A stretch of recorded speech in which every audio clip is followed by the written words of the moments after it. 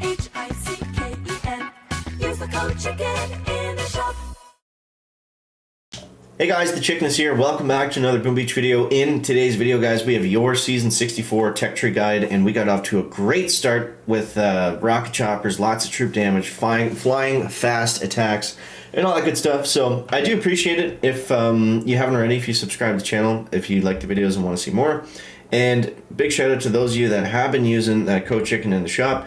Does help to support, and it expires every 7 days, so if you get some help out of the videos or whatever, I appreciate it if you throw in the code for your instant training this season. So let's get into it. So first off, we're going to start with the bases are for the most part pretty well the same.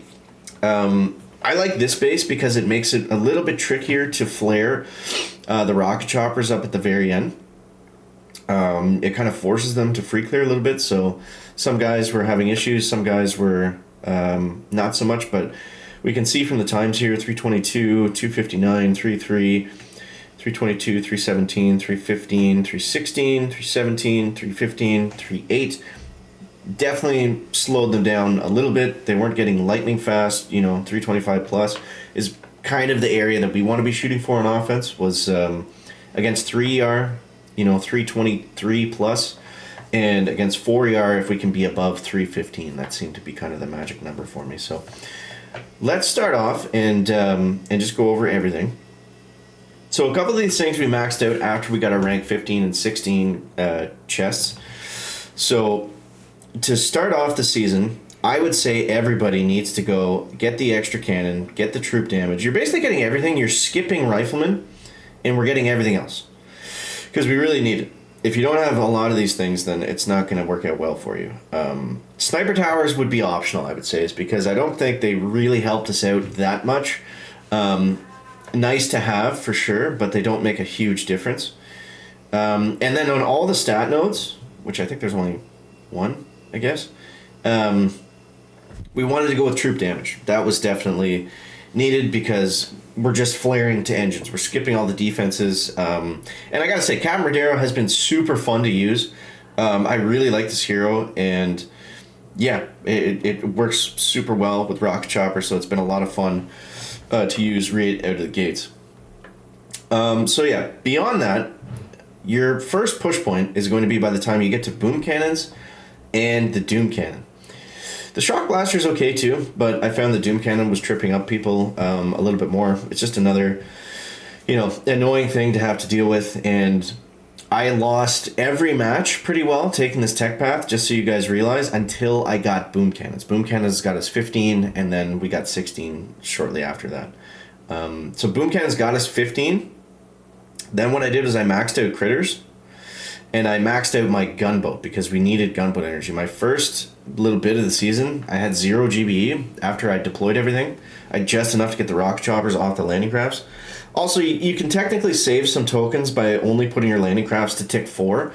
Since we're going to be using rocket choppers and Rodero for the next little bit here, we don't need them maxed out. There's no benefit to that. The benefit to that comes with the smaller troops like warriors and stuff, where we can get all them on there. So that's what we did coming out of the gate. Now let's go over the attacks here, because we've been going up against 3 ER and 4 ER. So this is a 3 ER.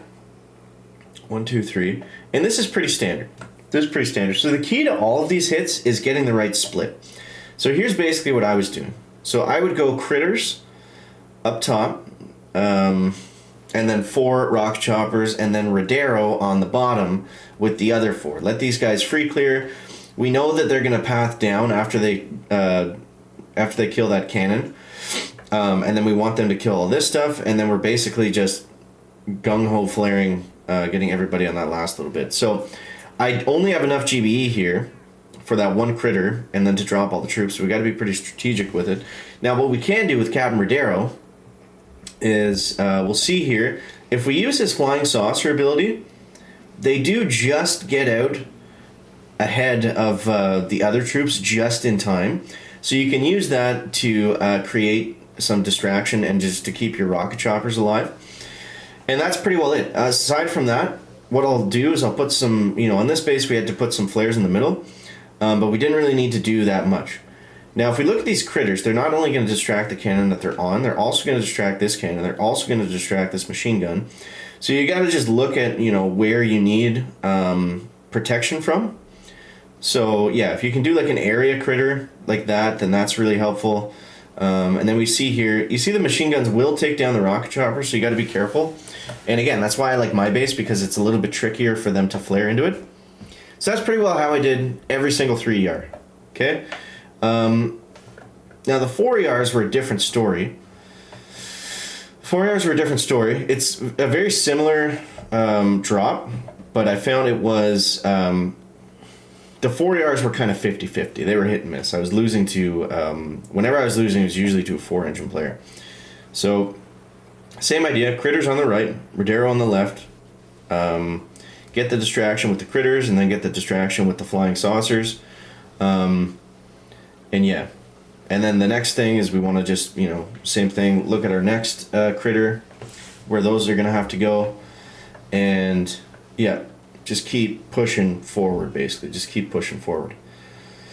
And yeah, this one was tricky because he had the mines, which prevented me from using critters at the very end.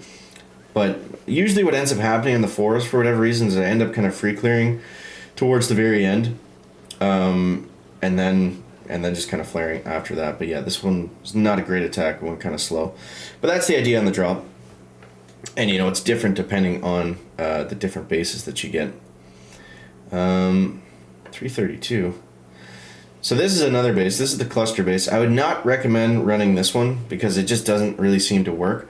This is probably one of my better times this season so far. And you can see we're basically just going in, we're crittering, shooting everything down, and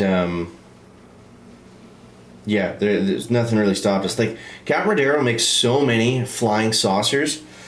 Like, look at this. Look at all the distraction that we have. It's flying Everspark, critters that are faster and they shoot stuff.